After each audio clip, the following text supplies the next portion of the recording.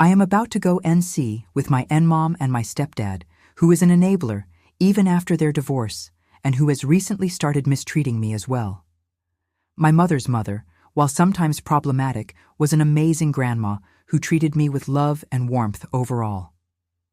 However, she never wanted to hear it when I talked about the abuse my mom put me through, since you're not supposed to talk ill about your mother. She generally likes to ignore issues because she values family so much and probably, honestly, doesn't know it any better. While I'd like to stay in contact with my grandmother, she has a history of getting extremely upset and angry whenever someone doesn't adhere to her standards or values. That includes anything to do with marriage, kids. She gets extremely upset over me mentioning not wanting kids, and family in general.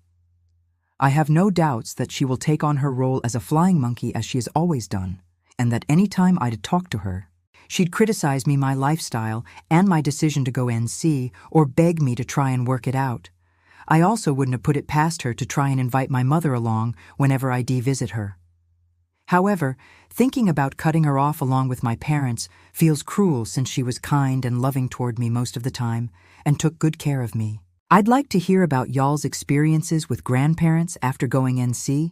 Have you gone NC with your whole family, including grandparents? Or do you still talk to them? If yes, what was that like? And did they try to make you apologize or talk to your N-parent? Did your N-parent ever threaten physical violence? August 17, 2024, 4 months later from the first post. While my N-mom was severely emotionally abusive, I was not physically abused. I feel like she wanted to hit me sometimes, but never did, because that would have been a definitive physical proof that she is a bad mother. The emotional abuse could much more easily be framed as something I deserved or misunderstood, and was much easier to deny it ever happened. So the most I remember is getting a slap to the face once and her whipping me with a dish towel. However, there has been one instance that I vividly remember because she completely lost it. That was the first time I remember seeing the animalistic expression that I've seen so many people on this sub talk about. The shark eyes, predator eyes. Where their eyes go dark and you feel like all humanity has left their face and they just look like a wild animal.